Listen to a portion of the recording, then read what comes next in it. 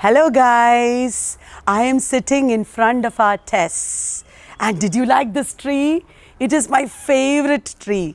When we used to have classes here in TES, my students and me used to spend time together. We have celebrated birthdays and festivals here. It was amazing in those days. Today I was sitting here remembering all that, and then I remembered all of you. We have been posting every day at 6 videos, and I remembered that so many questions you have asked me in the comments section. I thought I will take this opportunity to look at those questions and answer some of them, because then you will understand the videos better and it will be a good foundation for your preparation. I have the questions here.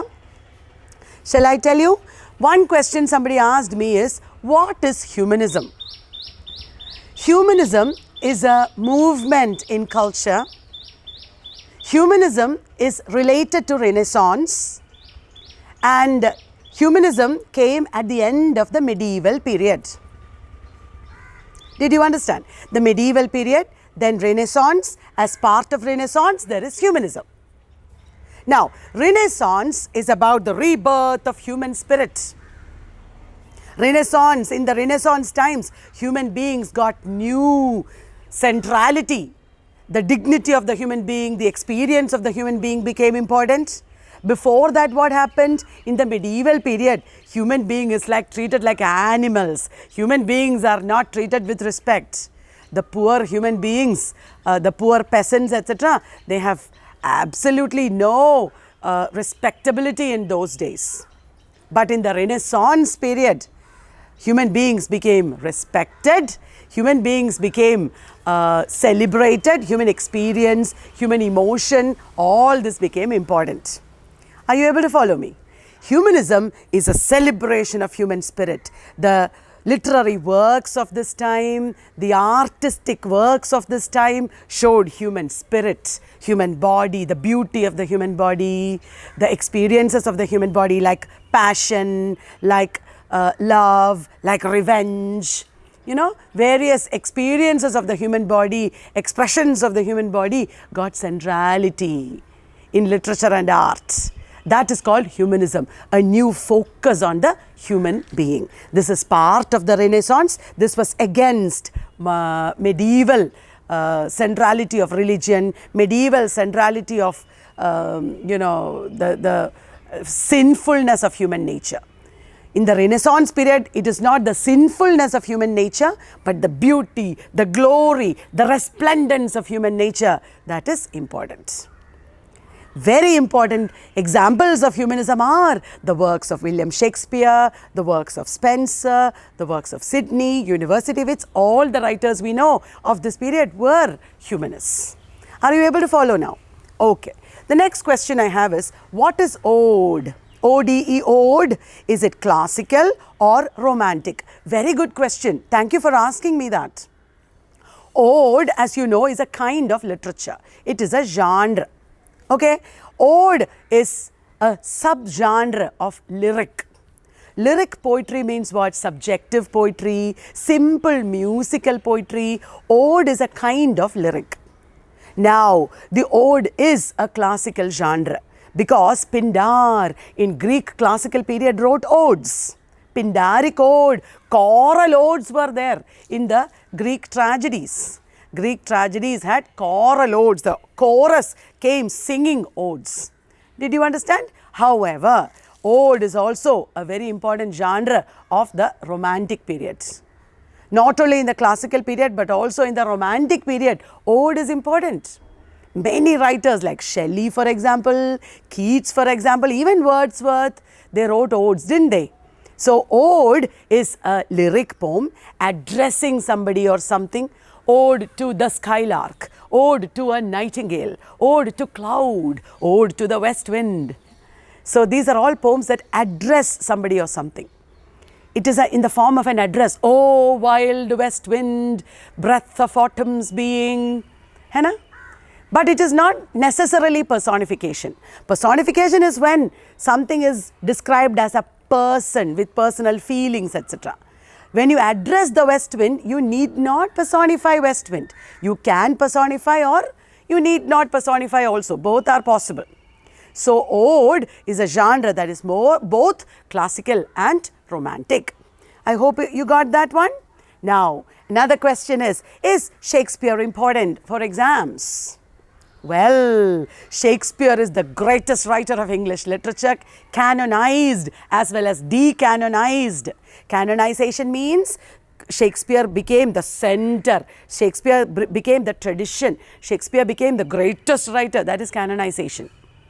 In the humanist period until the 20th century, Shakespeare was canonized. After that, in the age of literary theory, Shakespeare is decanonized.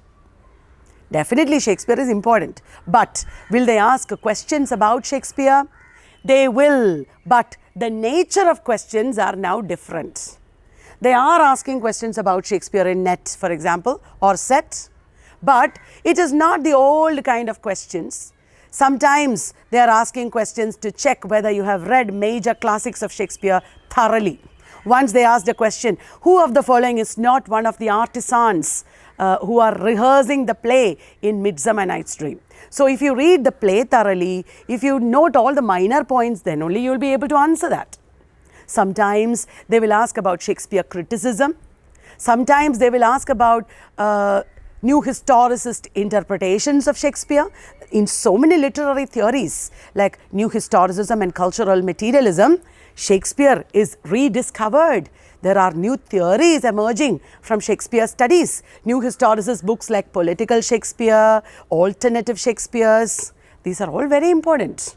So they will ask questions about Shakespeare. Don't leave out Shakespeare. All right? Then the next question you have asked me is Augustan Age about aristocracy or middle class?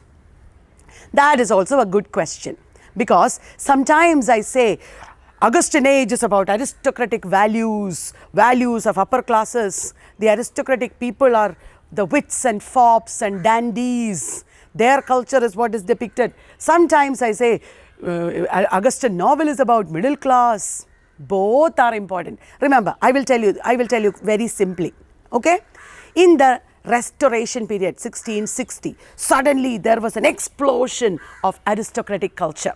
The aristocrats, the upper class people became very dominant on stage. Restoration comedy was aristocratic comedy only. And aristocratic culture began to be depicted very in detailed manner in the Restoration period. This continues in the Augustan Age. All right? But in the Augustan Age, there is also the rise of the middle class against aristocracy. And the novel genre particularly the novel, the genre of the novel was about the middle classes. The middle classes were becoming more and more dominant. So aristocracy, the importance of aristocracy is slowly reducing. The middle class are rising in importance, and very soon, by the end of the 18th century, the importance of the common people, the ordinary man, gave rise to Romanticism. So there was a shift. There was a change from aristocracy slowly towards the middle class. Did you understand, guys? I hope I have made it clear. The next question I have here is, what is the difference between satire, mock epic and allegory? Satire, mock epic and allegory. Satire is like a crow cawing. Ka, ka, ka. You know, you can hear the crow, right? Crow, I'm talking about satire, and the crow is showing us what is satire. Alexander Pope is sitting there and saying, ka, ka, ka. To his enemies, he is attacking verbally like the crow is trying to attack us. So, satire is like attacking enemies using words, verbal abuse and verbal attack on enemies is called satire. How is it different from mock epic? Listen, a mock epic is satirical. There is an element of satire in mock epic, but every satire is not mock epic, obviously. A satire which is written like an epic, you know, satirizing the vanity of the fair sex. Rape of the Lock was written. A particular kind of satire where a trivial incident is taken and treated like an epic, that is called mock epic. Mock heroic poetry, that is also a term for mock epic. And Suno, the question is, what is the difference between satire, mock epic and allegory? Satire can be allegorical. It need not be allegorical either. Allegory is a multi-layered story. We have seen cake, for example, red, yellow, cream, different colored cake. What is it called? Cassata, ice cream, layered, like that it is allegory. One layer of story is there, below that another color layer is there, below that another color layer is there. Isn't that awesome example, guys? I want to stop this video and go and eat something. Anyway, let me finish this. Allegory is like a cassata ice cream or multi-layered cake where different layers of stories are there. It can be used for satirical purpose. It need not be used for satirical purpose also. For example, Fairy Queen is not a satire. It is allegory, but it is not a satire. But there are satirical allegories. A Tale of a Tub, for example, or Battle of the Books is an example for satirical allegory. Did you understand? It is both allegory and satire. Very good that you asked me this question, because you won't believe this. I had this very same doubt when I was in my student days. I'm still a student, I'm still learning, but I'm sharing whatever I know with you. So good that you asked me this question. Couple of questions more are there. Would you like to hear them? Why Greek and Roman literature are important in English literature? Should we read these texts? Yes, very good question. Greek literature, Roman literature, these are not English literature. English literature is written in English. But remember, the beginning of English literature is from the beginning of English literature, modern English literature. The beginning is from Renaissance, 15th, 16th centuries, remember. From the 15th, 16th centuries, there was Renaissance. And what is Renaissance? Rebirth of human spirit, I told you. Hello, it is not only the rebirth of human spirit, it is also the revival of classical learning. Renaissance is revival of Greco-Roman learning. Who are the Greco-Roman writers? I have already told you in Everyday at 6, Videopedia. Tell me, Aeschylus, Sophocles, Euripides, Aristophanes, then Virgil, Horace, Ovid, then Pindar, etc. All these writers were revived. Their books were read in the Renaissance period. Authors copied them, imitated them. These Greco-Roman writers became the foundation for English literature. Did you understand? That is the importance of the Greco-Roman writers. Definitely you should read, but not possible in Greek and Latin, is it? Do you know Greek and Latin? I don't. So, we can read translations, okay? We can read translations. For any English literature, it is important to read the text. The primary text is important. Only if you read at least a part of the text will you understand what it is about. It is very important to know the style, to look at the contents, to read the opening page, to look through the pages, and if possible, read the entire book. Next question. Can we do research from literature of the 16th, 17th and 18th centuries? Until recently, literature of the 20th century, that to post-war period, only was accepted for research. However, if you are applying new theories, if you are looking at these from new perspectives, then earlier literature is also probably acceptable. If you have to ask your supervisor and you have to inquire at your university. Asking your supervisor, asking at your university is very important, because every university has its own culture. In some universities it is possible, in some other universities not possible.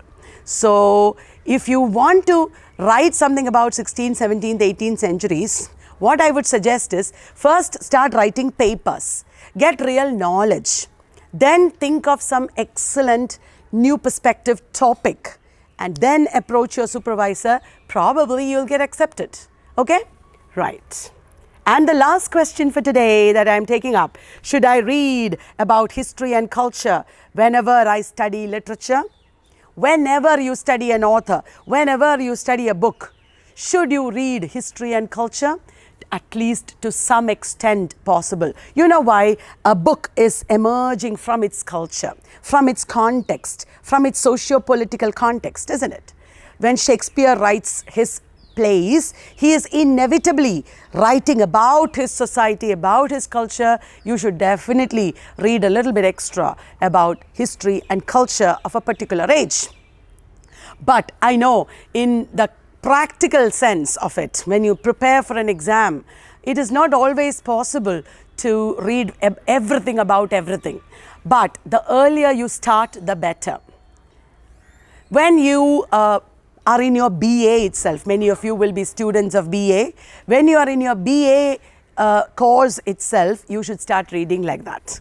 And these days, because of the internet, it is very easy. It is possible to look up the culture of that age. What was clothing like? What did people live like? What were their customs and practices? Little bit of that you can Google search also. If not, read big books about it. So you should always have an inquisitive mind where you think of what did people at this time do, how did they live, and how did this inform these texts. Like that you should think. That is very important. I hope you're following Everyday at 6 Videopedia. It is a free course for everyone. I'm covering all the topics. Many of you said one more thing, that I should give the answers to the reels. Definitely. I was just giving you some time to find out the answers. Now I'm going to post the answers of all the reels. Please watch the reels once again, and not only reels, the YouTube shorts in YouTube once again. I will post the answers and you can cross-check with your list. All right, guys. So be with me and I will be with you. Let us complete this course, and that will be a very good foundation for your preparation. And keep telling me what you need to know. Post more in your comment section. Give me questions. I am only more than willing and excited to answer your questions. So all the best, and see you every single day at 6 p.m., 10 p.m. and whenever you want to see me, I'm there. Bye.